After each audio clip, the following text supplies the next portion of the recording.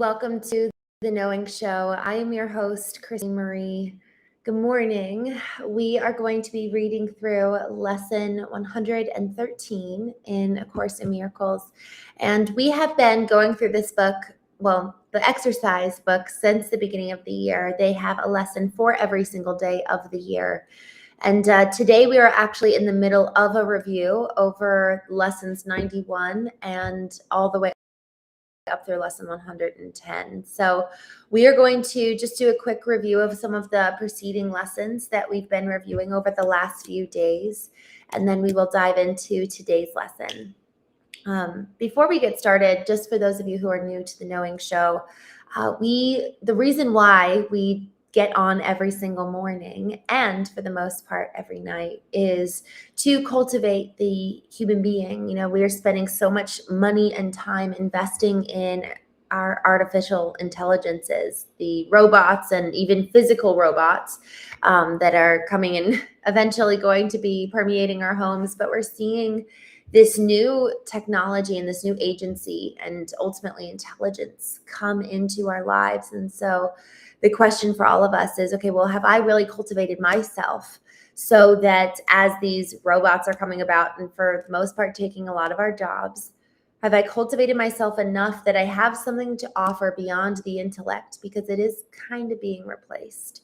So with that, we are going to jump into our review leading up to today's review. Lesson 91, miracles are seen in light. Lesson 92, miracles are seen in light, and light and strength are one. Lesson 93, light and joy and peace abide in me. Lesson 94, I am as God created me. And then today's lessons, we're going to be reviewing lesson 95 and 96. I am one self, united with my Creator. Serenity and perfect peace are mine, because I am one self, completely whole and at one with all creation and with God. I just want to take a pause and lean into that for a moment. I woke up at 3:30 this morning to get on a call with my therapist, and I meet with him probably once a month. A wonderful, wonderful man, actually out of Spain. And one of the things that I love that he brings is just this very,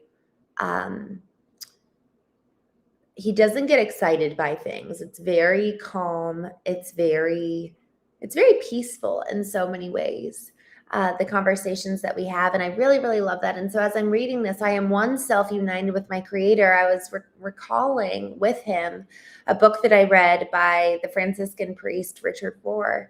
And he talks about how we have our true self and our false self. And the goal is that we are letting the false self that was almost the added to parts of us. So if we think about the concept of stripping away who we are not to return to who we are, who God created us to be, who we effectively came into this world as.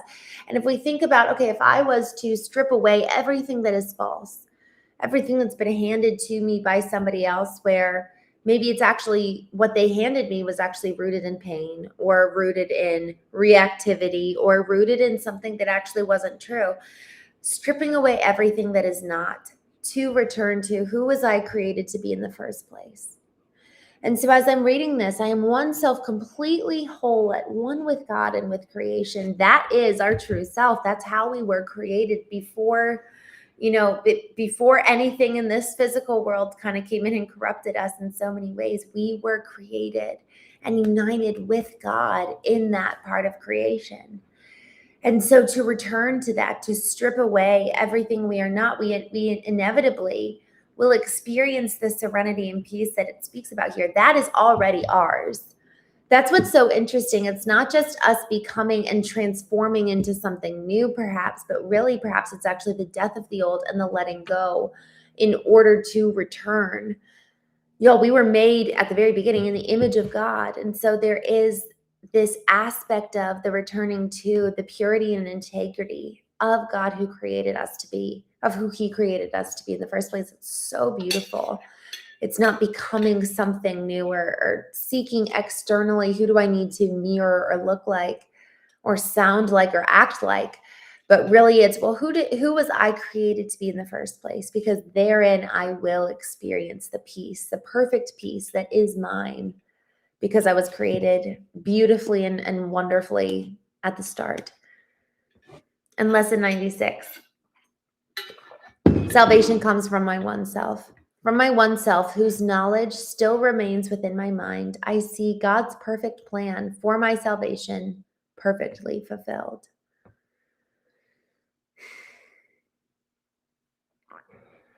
It's funny, I think that there's a fundamental worldview that we need to ask ourselves, do I believe? And I'm just going to go down this path because I think that this is controversial, so we'll see how this lands. Do I believe that God made me beautifully, perfectly, wonderfully? Am I perfectly and wonderfully made? Or am I at my core flawed and a mistake? Or am I made in the image of God? Because depending on what we believe, we're going to act accordingly. Our beliefs shape our actions. There's this quote that I love by Viktor Frankl: between stimulus and response is choice. But before we make a choice, it is predicated in a belief system. So what is our belief about ourselves? Do we actually believe that we have the power to change? Do we believe that we have the power to be like God in the world and to be his couriers of love to this hurting world? I mean, there's so much that's broken and so many who are in pain. And so do I believe that I am a conduit for the very presence of God and hope then to the entire world? Or do I believe that I am fundamentally broken and flawed and not wanted and not loved? Because it's one or the other in so many ways. And then if I do believe that I'm broken, flawed, just never going to be able to be enough, that's going to automatically position me in a seat of, well, then why do I think I would ever impact real change? And why should I? If I'm broken, flawed, just, gross, why should then I try to go and love people and make a difference in the world if I'm coming from this place of kind of brokenness already? What hope then can I offer? Can I give? And so that is, but if we do believe we are beautifully, wonderfully made in the image of God, perfect, and have so much to give, man, then it is actually for the hope of the world that we engage. It is for the hope and the good of those around us that we show up, that we love well.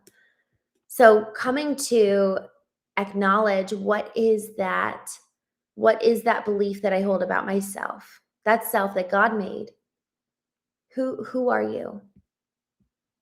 And that really needs to be answered, because ultimately it's going to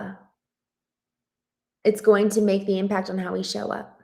So I am going to just hop in the chat. Good morning. I'm so glad to see you all. Martin Motors, good morning. I'm glad to see you. Will, Jazz Singh, hello. I'm so glad you're here. Yesterday was fun. You were talking about trivia, so I'm glad that you were here and you played. That was a good time. Sammy, I'm so glad to see you. Thank you so much for being on here and joining, Sammy. I just have so much love for you, my friend. For those of you who don't know, Sammy down below says, I really want to tell everyone about my neck being so broken badly, and now being a C2, complete quadriplegic and ventilator dependent, as I really pray I can get some movement back, but my neck is broken. Sammy, we love you. We love you, and you're my prayers so often.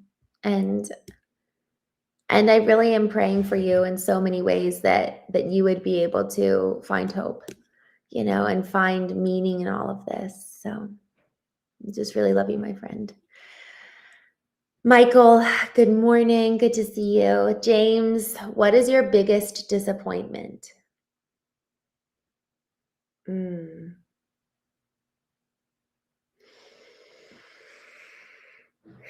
going to have to think about that. What is yours? Do you know? I feel like that's a big question. Your biggest disappointment. Got to think about it. Nothing comes immediately to mind. I feel like I'll need to sit with that. Mario, good morning. Michael. Josh, it says audio is strangely out of sync. Is it still out of sync, y'all? Carlos, good morning.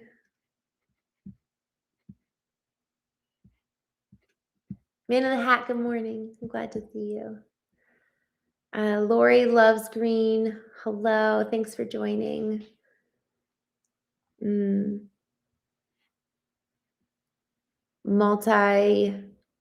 Riddick, good morning. Loco, good morning. Des F.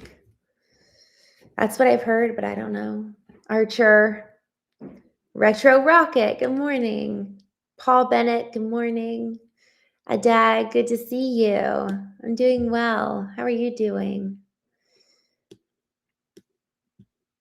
Chill, woo dot. Remember you're a queen. Hope you love your day. I really feel like that's a beautiful thought of, do we believe we're royalty? This question of who do I believe I am at my core informs the way that we show up, informs the choices we make, and also informs the way that we actually move towards the belief over, do I actually believe that I have a right given by God to joy and peace and hope and my royalty, in so many ways. And that's what God says. God says that we're royalty. And so in that, there's a rolling back of the shoulders and a confidence and an ability to step forward in the authority that he's given us to make real change. And it's kind of a scary thing to talk about. I think that that's probably why not many people do, because it's like, oh, what does that even mean? There's something kind of almost like evasive around walking in authority and holding your head held high and really knowing who I am. And oh, Adam, I'm so glad to see you. I just saw you on Instagram. I am who he says I am, worth dying for. Man, that's so beautifully stated. And so loved, like so loved. And so to that point, are we going to walk in power, and are we actually going to claim and lay hold of that which is ours? Because it really is interesting. We talk about identity here. We talk about identity as it pertains to kind of two parts. Part A is who God says we are. This is the part of us that is Christ in us, that every person has access to, that is holy and loved and beautiful and cherished beyond measure. And that is in every one of us. And whether we decide to walk in it or not, that's there. And then the other part of us is what makes us intrinsically different from each other. It's our personality and our skills and our giftings. And so with both of those parts that come together and amalgamate into who we are, our identity, there's things that kind of belong to us, and a list of things, if we should so choose to live according to who God says that we are. And those are, the kind of promises of God. And then there's also the byproduct of, okay, if I'm going to lay hold of those promises and live accordingly, then the fruit of that, it says, you shall know a tree by its fruit. Just like how when you're waking up early and you're going to do your habits and you're going to show up for work on time, there's natural consequences and outcomes of that. If you are investing in your soul and your spirit in a particular way, there's going to be outcomes accordingly. And so you're going to have fruit in your life. This is why on the Knowing Show, we talk about intellect, emotions, which is in the soul. So we've got the intellect, the soul, the spirit, and the physical self. And each one of those is equal in terms of what we need, how and where we need to invest in it, because each one produces fruit. Each one we experience yield. We experience return in our investment, in our mind, in our soul, in our spirit, and in our physical self, in our health, And so the question is, who do I actually think I am? And then who do I want to be in each one of those categories? Because my investment into each one shows me my belief about myself at my core. Am I worthy of investing in for the sake of, I was created by God. I have a mission. I have a purpose. There is a core opportunity that I get to take and lay hold of to love people well and be a light. And being a light really is our core function in so many ways. We were talking about this a couple weeks ago. What does it mean to roll the shoulders back and stand tall and love people well and make an impact and be a light in this world? We need that more than ever. Adag, good morning. I'm glad to see you.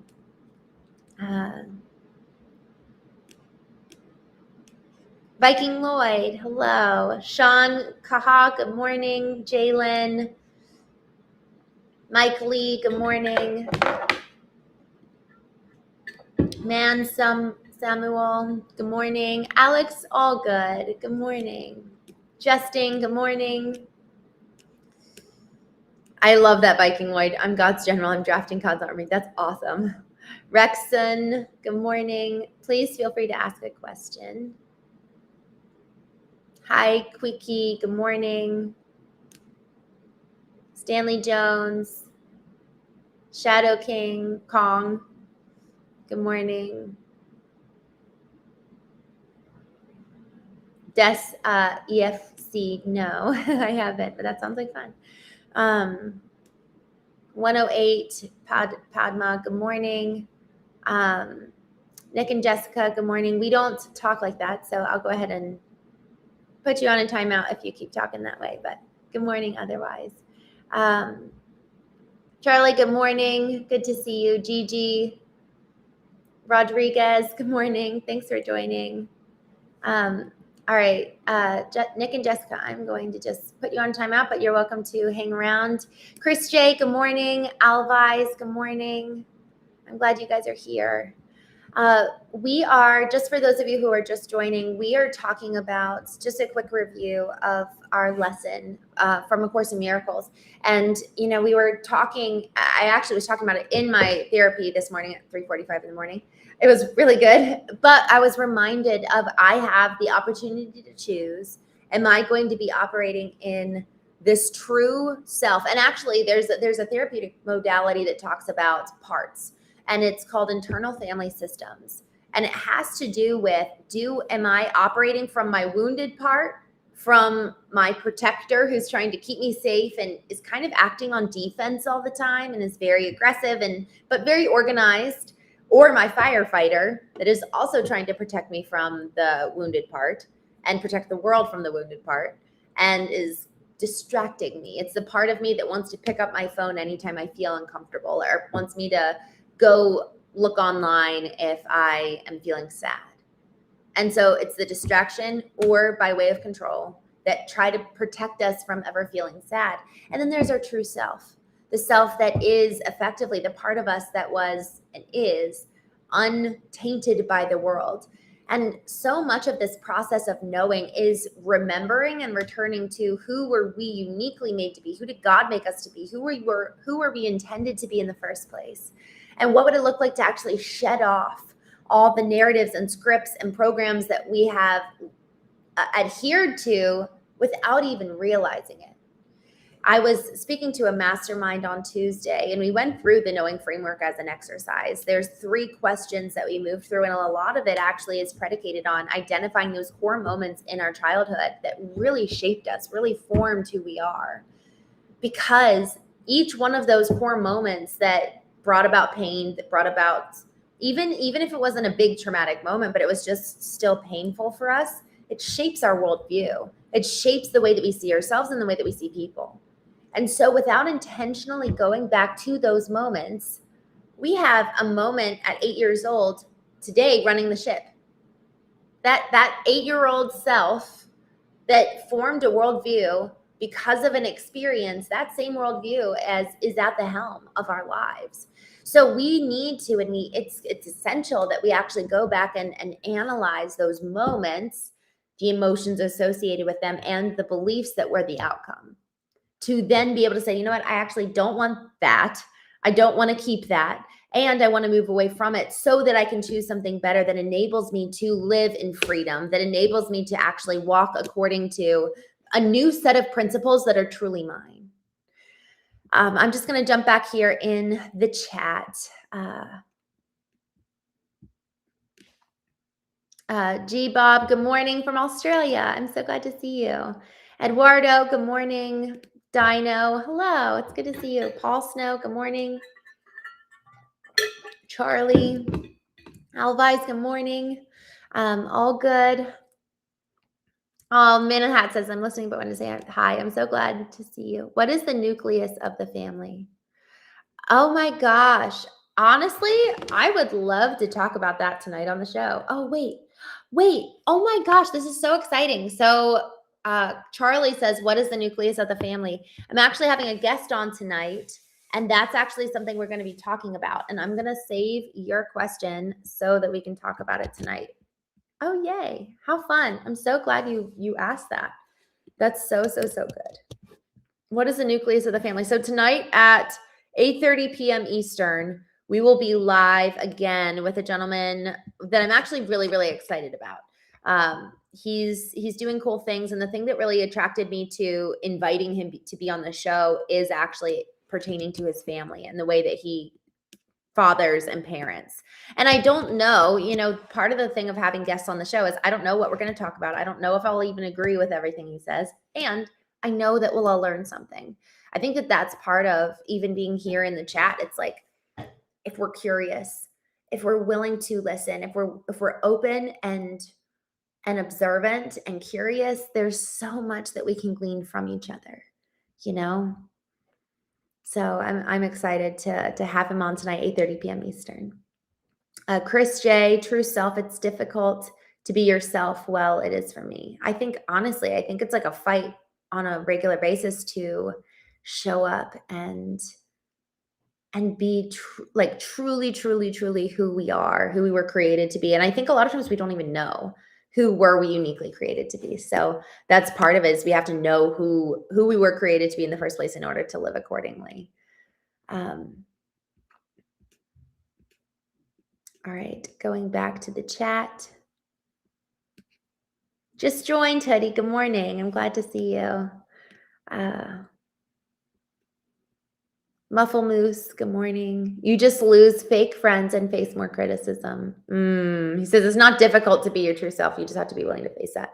I think you're so right, Muffle Moose. And I got to tell you, I think that for those of us, and I'll speak from my personal experience, I never knew myself to even begin with. It was like, what do you mean be myself? Like, what does that even mean? And so I just was so focused on everyone around me. And I think it was actually very codependent.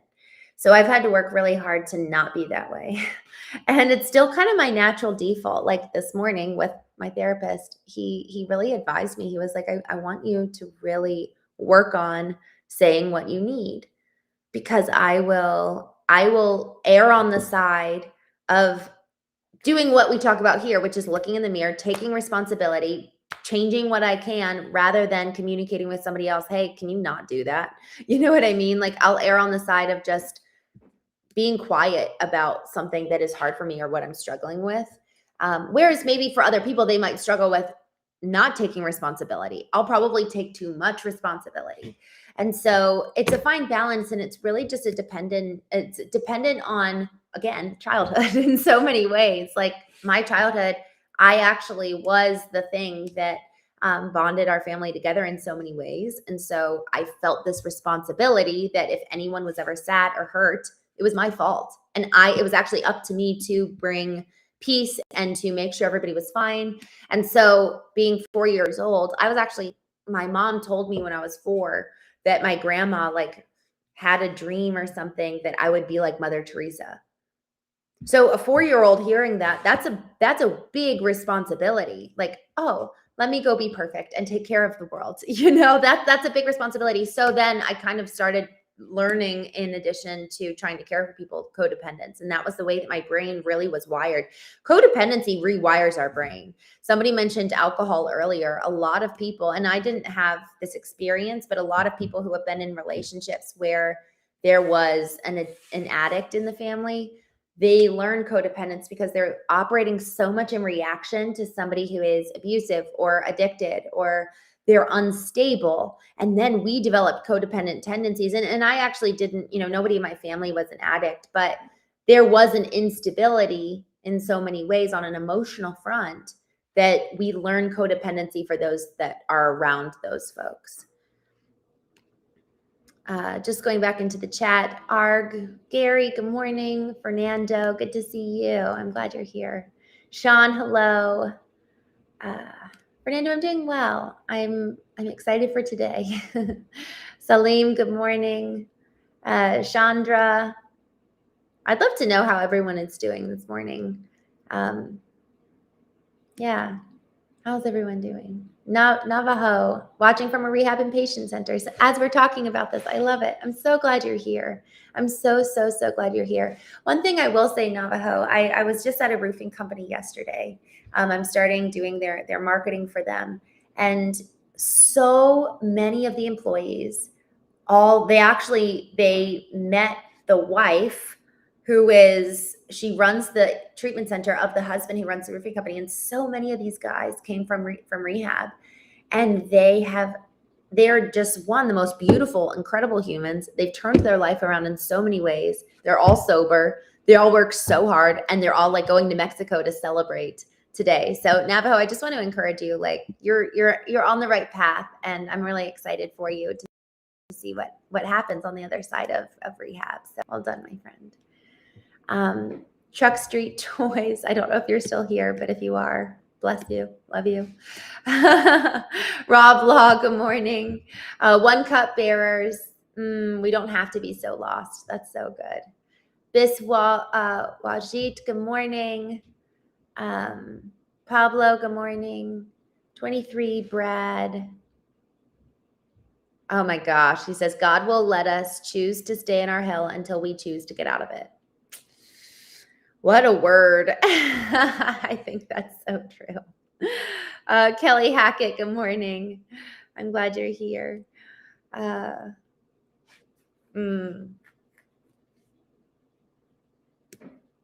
LSM, good morning.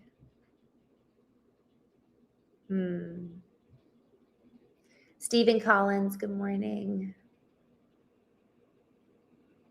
I don't understand why most people in this chat seem to think anyone cares about their negative opinion of man that.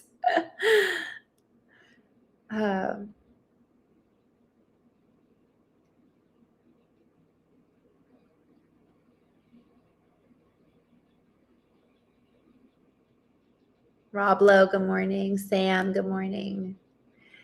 Charlie, I show my children how to find the answers. I teach them, I guide them. I love that. I love that you take so much pride in being a father, Charlie. I think that that's a lost art these days, and I really respect that.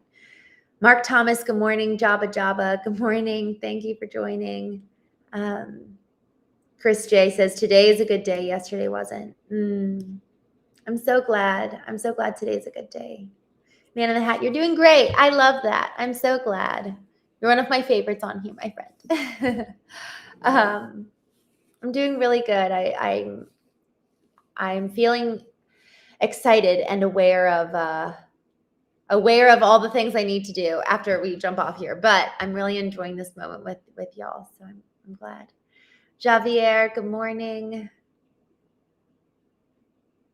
John Medina, good morning.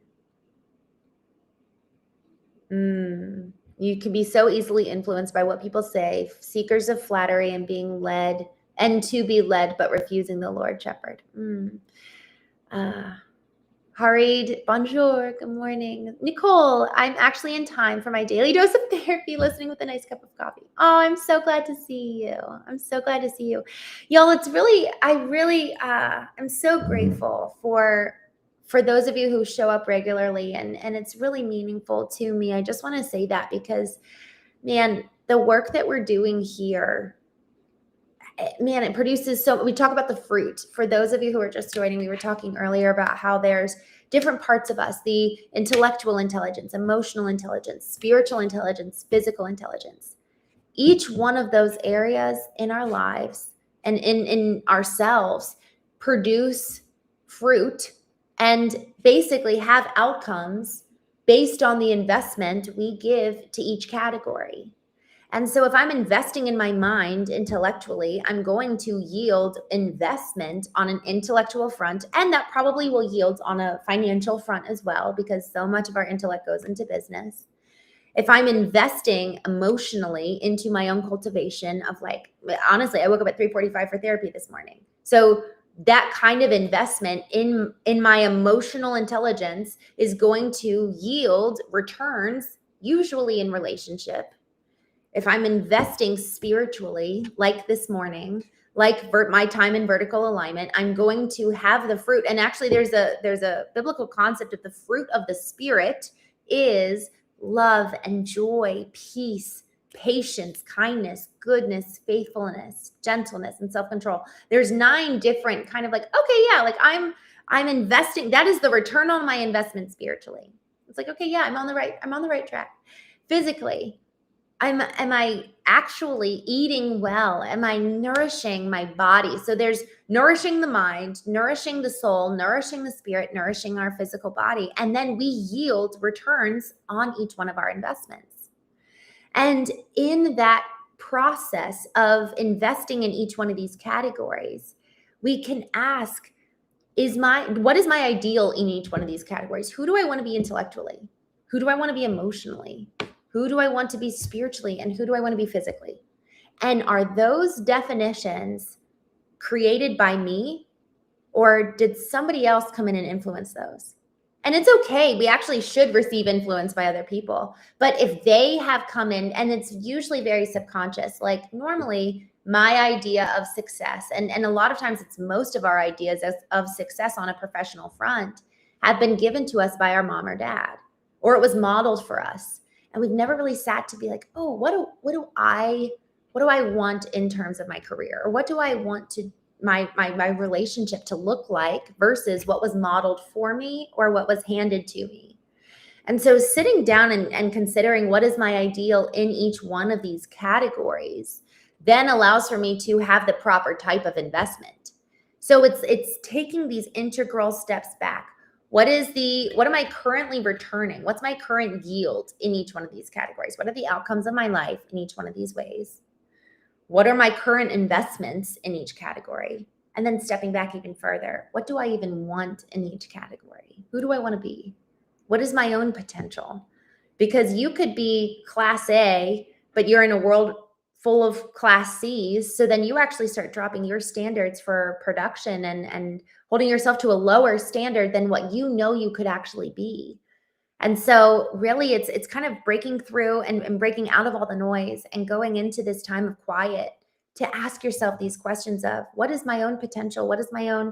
Who was I created to be in terms of the intellect, in terms of the emotions, in terms of the spirit and the physical? And then what is this new standard that I will hold myself to?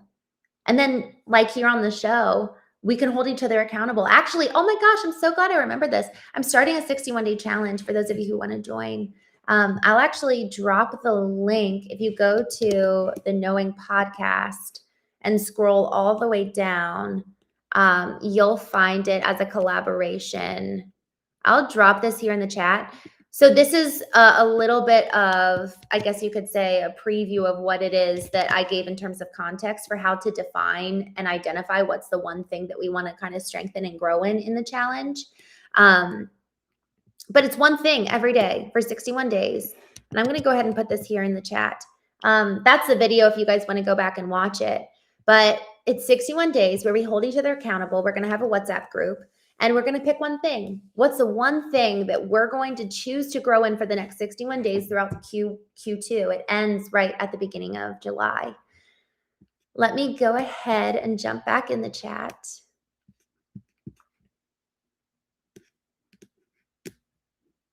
Malachi, good morning. Fushi, good morning. Adis, thanks for joining. Deuces, hello. I'm glad to see you, Deuces. Bank Top, good morning. I do drink coffee. I love coffee. Actually, glad you brought that up. I need to go get some. Judith, Mickey, good morning. My name is Christene Marie. I know that I feel like, well, maybe I need to actually have like an intro chat that says my name, because I realize no one actually knows.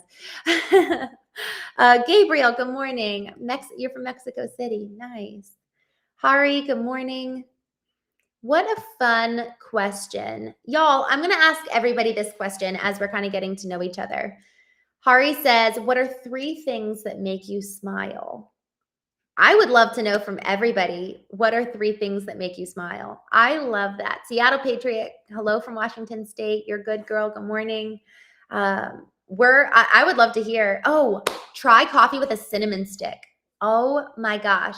Okay, first, I'll put cinnamon powder in my coffee grounds, and that has been so good, but love the cinnamon stick idea. Solo says, what do you do? I'll get to that in just a second, but I'd love to hear from everybody. What are 3 things that make you smile? I just love that question. I am a firm believer that we could spend a lot more time investing in joy because there is so much good in this world in spite of the pain. So I would love to hear from folks who have something to say in that regard, but I'll go first. What are 3 things that make you smile? You're a good girl. Oh, well then, there you go. You said 3 things. I really, really love my nieces and nephews. I love them. Another thing that makes me smile, I love watching my siblings be parents. It's really a beautiful thing. I think you get to know somebody so much more when you watch them parent. And I think parenting reveals a lot about you. It reveals your values and the way you order. It's your hierarchy. Are you going to leave the kids and go do something else? Or are you going to take them with you? Or are you going to say no to the thing? And so it's been really fun to watch my siblings parent. And then the third thing, man, I love being outside with flowers. So those are my 3 things. All right, going back up to the chats.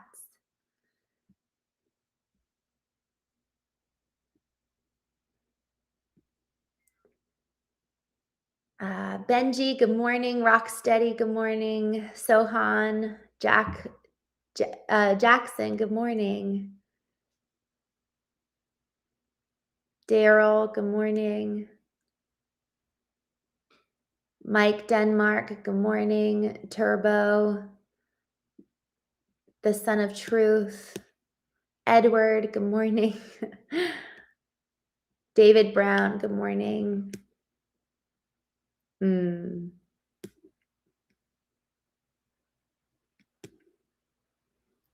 Edward. So funny reading some of these chats. Mega, good morning. Leo, I actually like that. The power of breath, we were talking about that the other day. It really can make a difference. Vanderlee, good morning.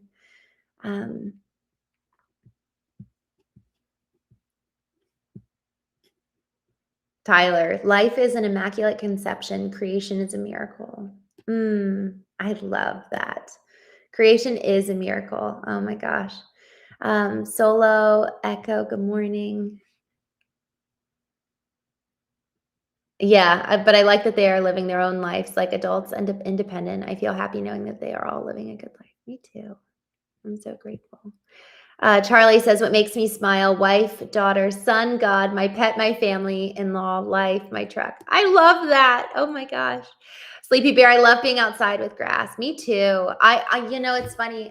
We were talking about this the other day. We weren't made for a digital world.